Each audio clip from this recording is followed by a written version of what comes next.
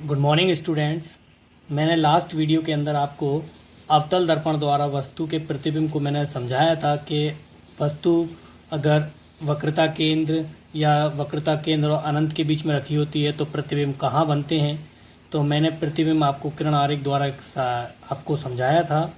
और आज की जो वीडियो के अंदर हम पढ़ेंगे अवतल दर्पण के उपयोग पढ़ेंगे। देखिए अवतल दर्पण के उपयोग क्या हैं, तो ध्यान से सभी बच्चे देखिएगा। अवतल दर्पण के निम्नलिखित उपयोग हैं। पहला उपयोग दिया हुआ है, बड़ी फोकस दूरी तथा बड़े द्वारक का अवतल दर्पण दाढ़ी बनाने के काम आता है। आपने सैलून वगैरह में देखा होगा, जो आपका मिरर लगा होता है वह अवतल दर्पण होता है। मनुष्य अपने चेहरे को दर्पण के ध्रुव तथा फोकस के बीच में रखता है, जिससे चेहरे का सीधा व बड़ा आभासी प्रतिबिंब दर्पण में दिखाई देने लगता है। डॉक्टर, सेकंड पॉइंट है इसका, डॉक्टर प्रकाश की किरणें छोटे अवतल दर्पण से परावर्तित करके आँख, दांत, नाक, गले इत्यादि में डालते हैं। तो आपने देखा होगा जब डॉक्टर जो डेंटल होते हैं, दांतों के जो डॉक्टर होते हैं, वह जो यूज़ करते हैं दर्पण का, दांतों का बड़ा प्रतिबिंब देखने के लिए वह अवतल दर्पण का उपयोग करते हैं। थर्ड पॉइंट है, अवतल दर्पणों का उपयोग टेबल लैंपों के शेडों में किया जाता है। बल्ब से चली किरणें दर्पण से परावर्तित होकर अभिसारी हो जाती हैं, मतलब फैल जाती हैं, और मेज के थोड़े से क्षेत्र को अधिक प्रकाश पहुंचाती हैं। फोर्थ पॉइंट है, अवतल दर्पणों का उपयोग मोटर कारों, रेलवे इंजनों, स्टीमरों तथा सर्च लाइट के लैंपों में परावर्तक के रूप में होता है।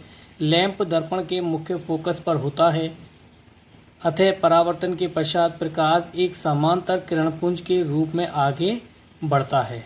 तो आप सभी को ये बस पॉइंट याद रखने हैं, ये उपयोग हैं। कुछ पेपर में इस तरीके से क्वेश्चन आता है कि अवतल दर्पण के उपयोग लिखिए, तो आपको बस मालूम होना चाहिए। कुछ भी आप इनमें से चारों में से कोई भी उपयोग लिख सकते हैं। ठीक, इसके बाद आपका जो टॉपिक है, अभी हमने अवतल दर्पण लास्ट वीडियोस के अंदर जो हमने पढ़ा था वो अवतल दर्पण द्वारा प्रतिबिंब बनना था। अब हम पढ़ेंगे उत्तल दर्पण द्वारा प्रतिबिंब का बनना। वस्तु की प्रत्येक स्थिति के लिए, वस्तु कहीं पे भी रखी हो, उत्तल दर्पण द्वारा बना प्रतिबिंब आभासी होगा, सीधा होगा, वह वस्तु से छोटा तथा दर्पण के ध्रुव व फोकस के बीच बनता है। ठीक, चलिए देखते हैं कैसे बताया गया है, जैसा कि चित्र 10.15 में आपको दिखाया गया है। चलिए देख लेते हैं। देखिए चित्र 10.15 में उत्तल दर्पण द्वारा वस्तु AB का प्रतिबिंब बनना दिखाया गया है। वस्तु के B सिरे से समांतर चलने वाली आपतित किरणें BD परावर्तन के पश्चात दर्पण के फोकस F से आती हुई प्रतीत होती हैं।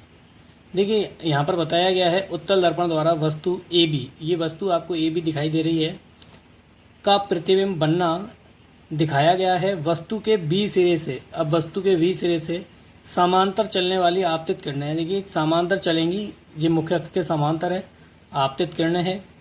BD परावर्तन के पश्चात, BD है ये B और ये B और ये D, BD परावर्तन के पश्चात दर्पण के फोकस से आती हुई प्रतीत होती है। दर्पण के फोकस से आती हुई प्रतीत होती है, इसीलिए डॉटेड लाइन से दर्शाई है।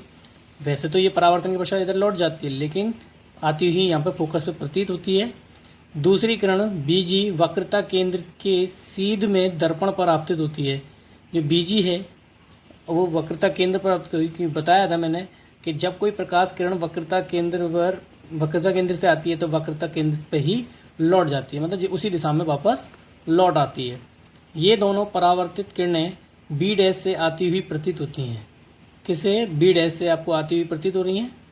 ठीक है, जब जो कि B का प्रतिबिंब है, B' से मुख्य अक्ष पर खींचा गया अभिलंब, देखिए B' से मुख्य अक्ष पर खींचा गया लंब, देखिए B' ये है, यहाँ से जो लंब खींचा गया वही वस्तु का प्रतिबिंब है, A', B' कहलाता है। खींचा गया अभिलंब A', B' वस्तु AB का पूरा प्रतिबिंब है। यह प्रतिबिंब फोकस व ध्रुव के बीच में है। देखिए ध्रुव P है, फोकस F है, और इन दोनों के बीच में ही आपका प्रतिबिंब बना A', B' तथा आभासी, सीधा व वस्तु से छोटा होता है। ठीक, इसके बाद आपका